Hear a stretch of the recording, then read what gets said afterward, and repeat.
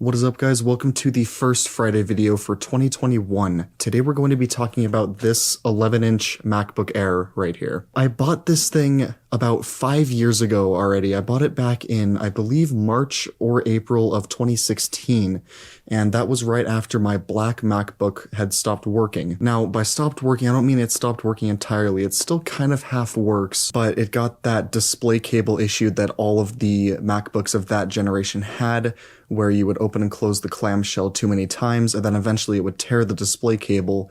It affects all of them differently. Some of them are fine until you open it past a certain point.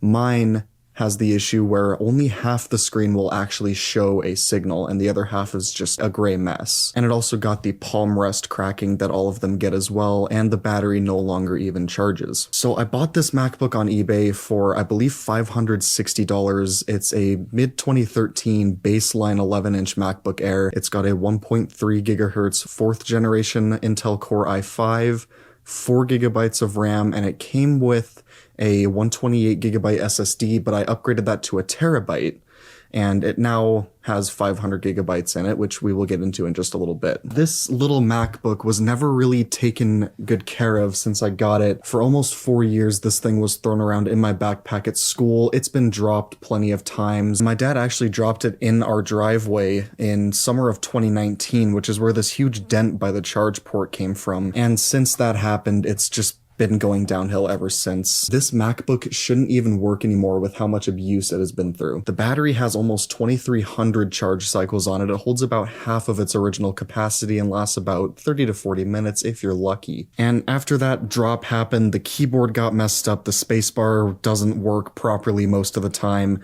the rest of the case just got bent, the hinge doesn't hold the display up properly anymore. If it's open too wide, it'll just fall all the way back, and if you close it just a little too far, it'll continue closing itself. Now, I originally bought this MacBook just to use in high school, which it actually worked pretty well. It held up to literally everything that was thrown at it. It still works after all the abuse I just explained here. It was really nice to carry around as well because of how light it is. And despite its very thin form factor, the keyboard on it is actually very nice as well. It definitely blows those crappy butterfly keyboards really far out of the water. This thing was also my daily driver for about a week after I had sold my Mac Mini and was waiting for the iMac to get delivered. This setup with the iMac and the triple displays and the TV above it, take a look at what it looked like just 4 years ago while I was waiting for the iMac to get delivered.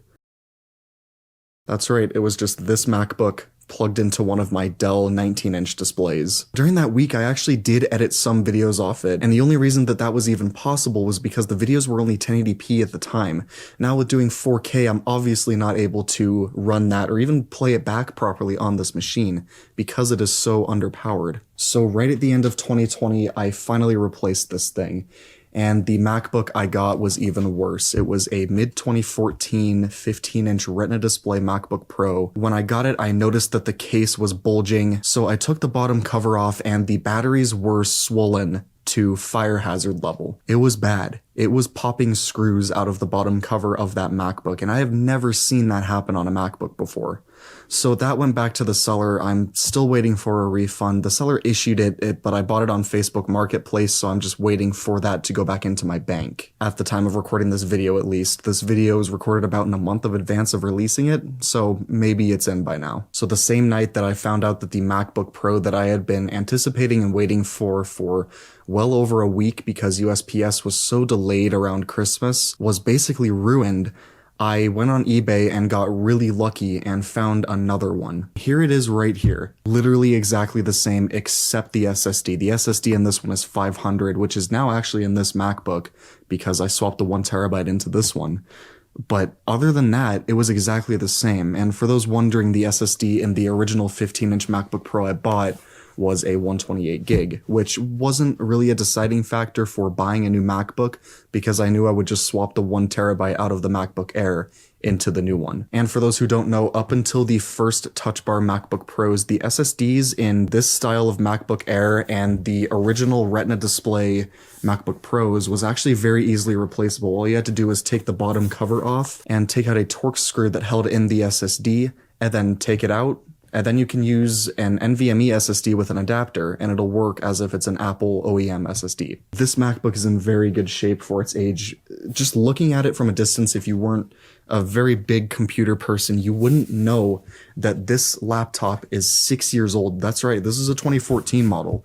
And it still holds up today, I think actually even better than the Touch Bar models. Now, of course, being a used MacBook, it does have some scratches on it, but the majority of them were on the bottom. But one of them is right here on the side, and that's actually my fault because literally I think 5 minutes after I took it out of the box, I was walking to the kitchen to swap SSDs, and I bumped it just on the perfect spot on my door jamb where a nail was sticking out, and it just dinged the aluminum. But other than that, it's in very good shape. The backlit keyboard works perfect. There's no dead pixels in the display. There's no super significant scratches in the display. The hinge actually holds itself up. Take a look at that.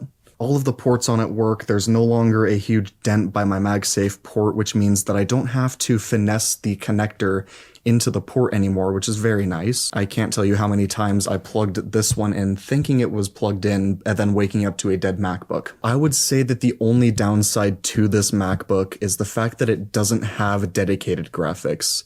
It's got an i7, it's got 16 gigs of RAM, but it only has the Intel integrated Iris graphics, which is built into the Haswell Core i7 processor in this thing. However, being a quad-core processor and an i7, with that literally 4 times the amount of RAM that this MacBook Air had, it definitely boosts performance, as you would expect. I can actually edit 4K videos on this. However, because it is a 2014 model, it does not support HEVC hardware acceleration, but the majority of the videos I shoot are H.264 anyway, which basically means that if I'm editing on the go with this thing, it'll be fine.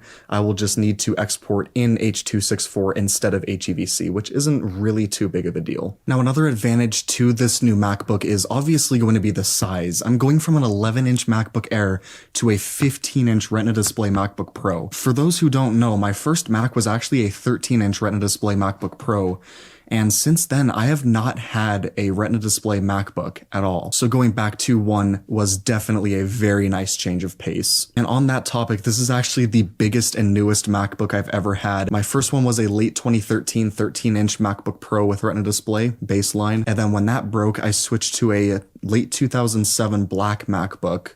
And then when that quit working, I switched to this baseline mid-2013 11-inch MacBook Air. And now I have this, which ironically is another baseline, but it is a 15-inch mid-2014 Retina display MacBook Pro.